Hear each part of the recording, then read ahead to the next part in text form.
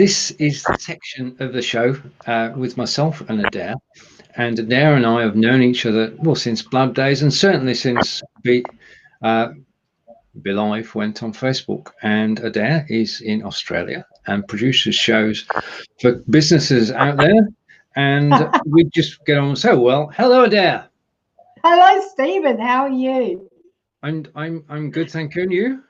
I'm well. It's so good to see you. It seems like ages that because you're in the UK and our time zones are a little bit it's sort of crosswise, like it's really quite opposite, but it's really nice to actually make the time to catch up and to see you and say hello. So and I'm just saying Adaire's in Australia, I'm over here, and you're sort of like over here somewhere.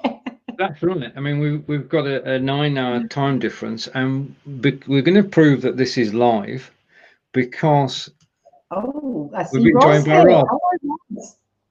And Adaire and Stephen. Thank you, Ross. Thank you for joining us. Right now, the whole theme of this week is show production, and from two sides. One, if you produce a show, what should you be doing? And two, if you're looking for somebody to produce your show, what should you be looking for? And what questions should you answer? Now, Adaire and I are going to concentrate on the first bit today. The title that you came up with, Adaire, and I'm going to try and get this on screen if I can find my agenda, is and hopefully it'll appear along the bottom there. 3 things you need to know to produce first-class live shows for us. Because basically, what you're actually aiming to do is produce the best show you could do, isn't it? That's right. That's exactly right. Give everyone your best. Now, before you take on a production, do you actually have meetings with your client? Well, the first thing is to really get to know your client. So you've got to have a detailed running sheet, and you don't do that without a conversation. So you do have to be on the same page, which is a running sheet.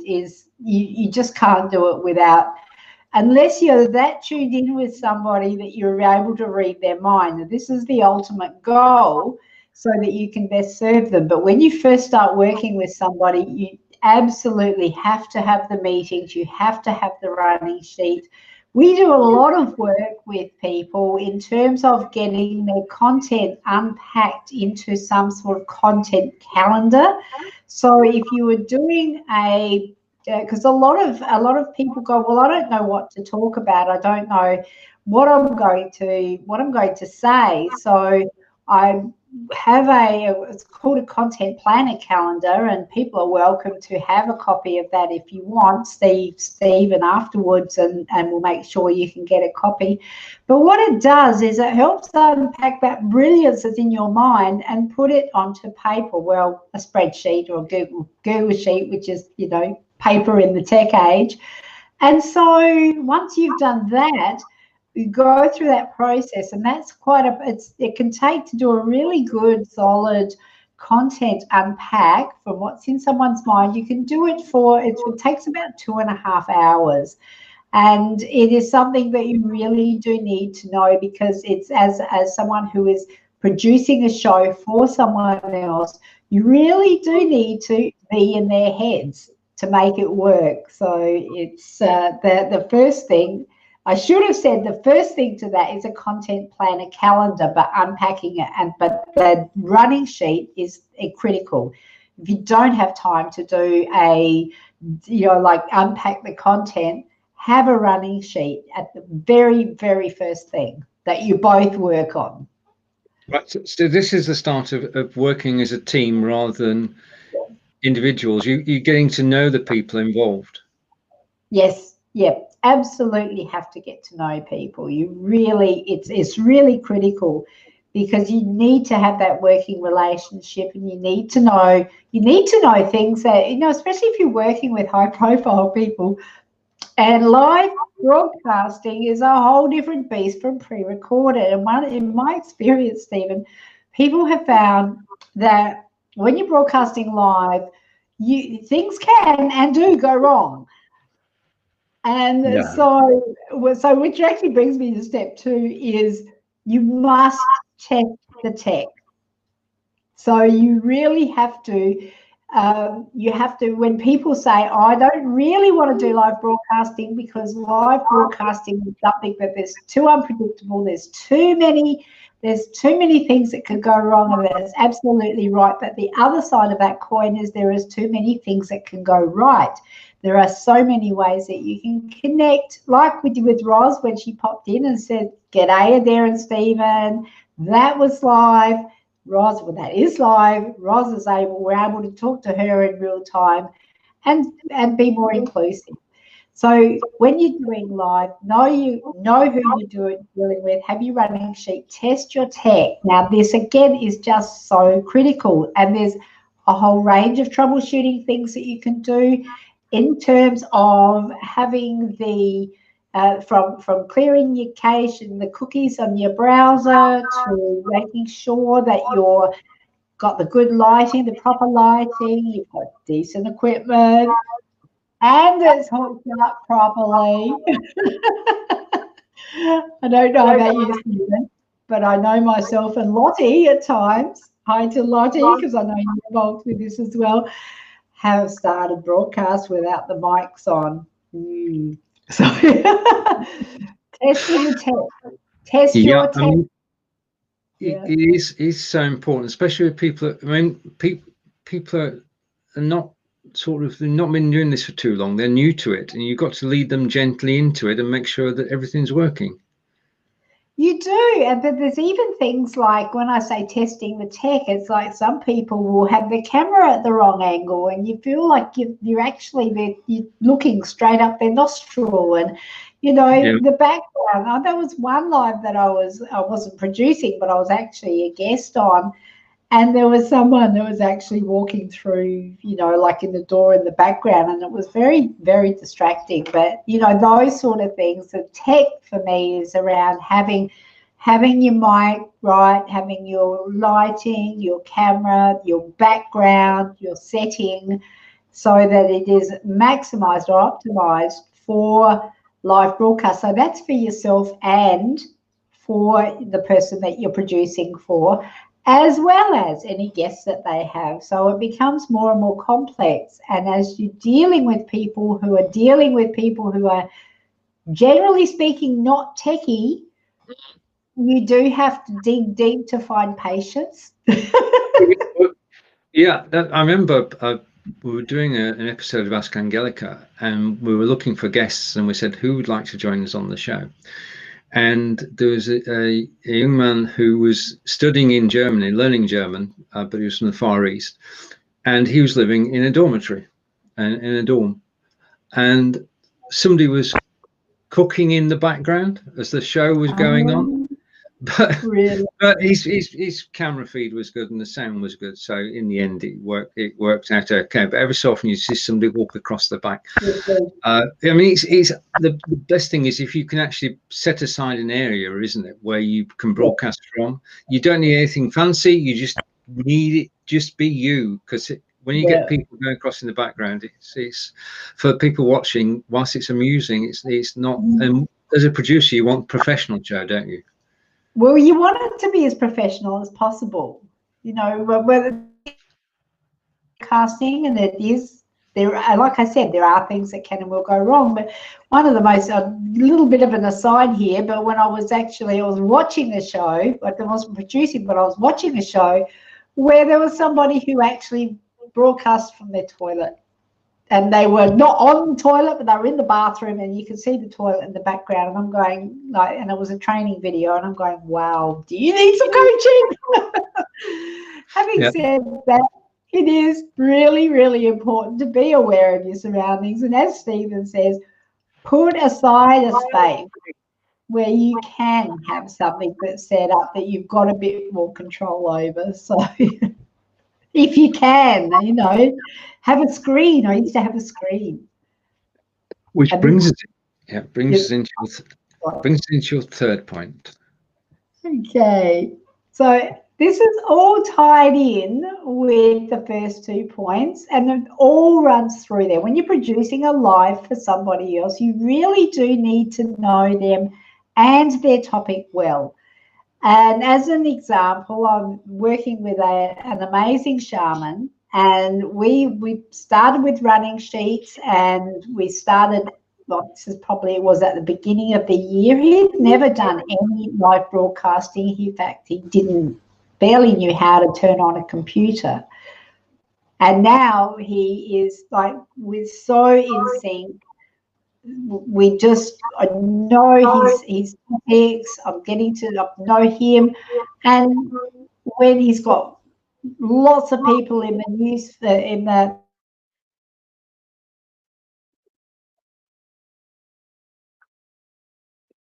Right. I know which ones people he's going to answer the questions, because I know him so well and we work so well together.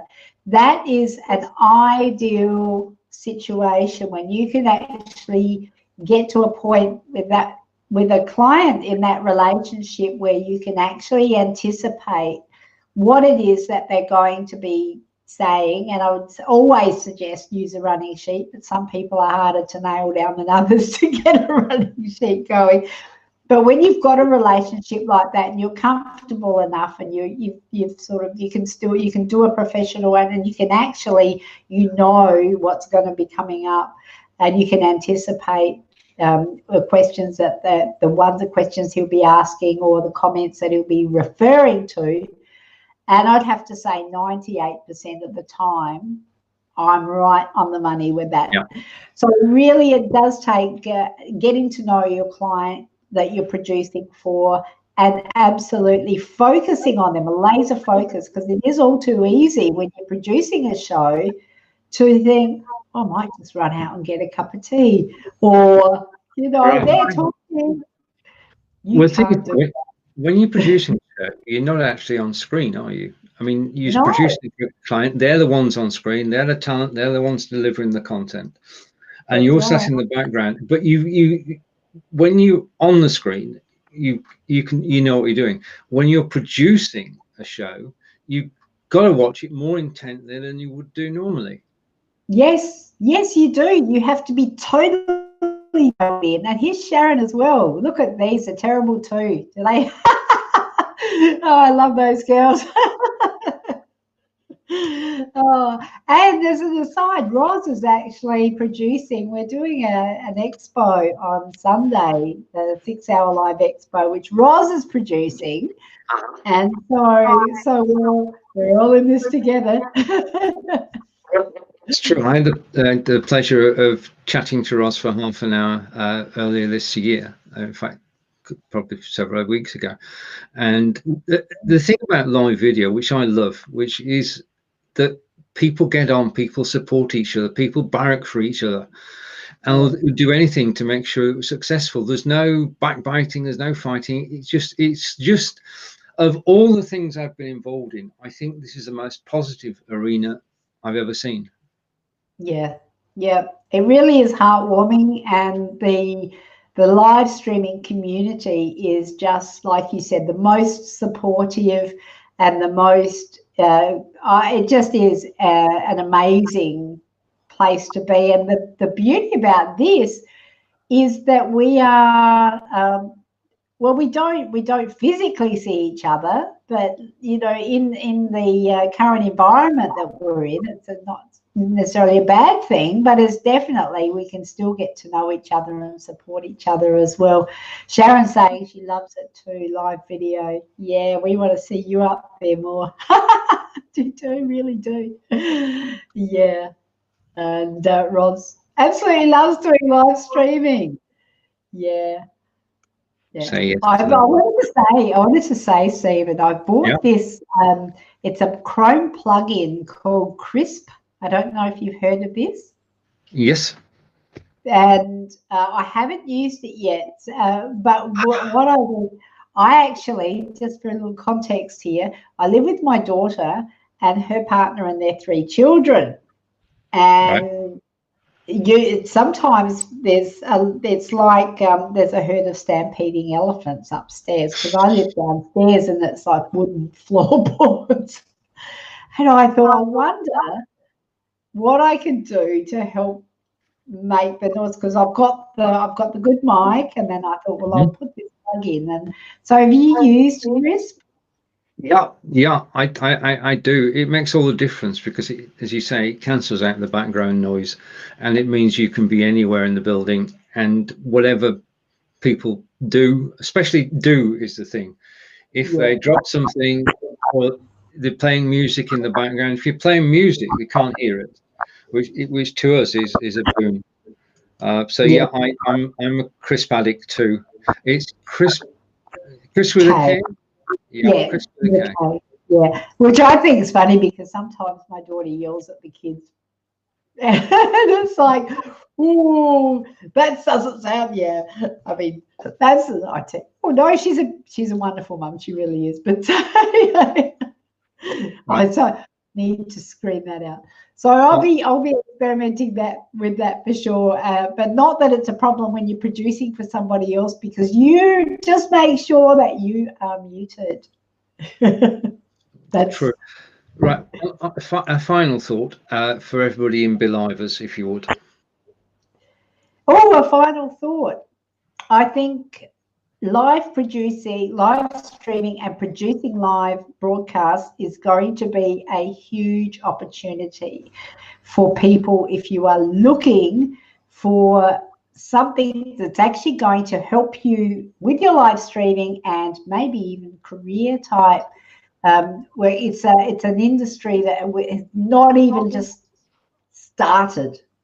Like, it's so new. The other thing is that the next step is to doing the live broadcasting for the small businesses and the smaller people out in the real world with a professional production look. So still sorting out like for an example, we produced a live broadcast for a musical band, earlier this year, and one of the last pub gigs that they did, we had some issues with audio, but this is going to be something that more and more smaller outfits are going to be looking for people to do, that is produced in a professional and a way that they can use YouTube and Facebook, because we all see the guys that have the bigger outfits, the more well-known people doing their productions and having them look very, very slick. But we can still do this with the right equipment. We can actually do this on the road as well. So it is something that is just starting. It's becoming, I think that there's huge opportunity globally, wherever you are. When the world opens up again, you want to be there at the forefront, because I think there is absolutely opportunity for everybody. That's a good point. In that, I'm trying to press a button here, Dad. We're live. I think that's a good point. That we've been in a situation where live video has never been in such demand, and we know that many people have started live broadcasting, gained a skill set, and we want to help you to actually make a living at doing this, because it is possible. You've got a skill set now, so you can produce shows for the people. I think that's going to be a growing area. Do you feel the same? Oh, it's absolutely, it really is. And I know when I worked with, now you probably don't know Mark Holden, but he was a pop star in the 70s in Australia, and he was on a local TV daytime soap as well. And he was a Australian Idol judge in the 90s, no, then to 2000s, early 2000s. And so I did a project with him in 2018, and he just said, I don't want to do the doing. I just want to show up and do what I do and have someone else turn the knobs.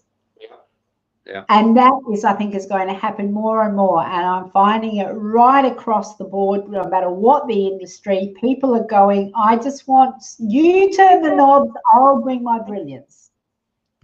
That's it. I don't want to have to worry about all that. So you become a very good knob turner, and you can create yourself a career. True. Very, very true.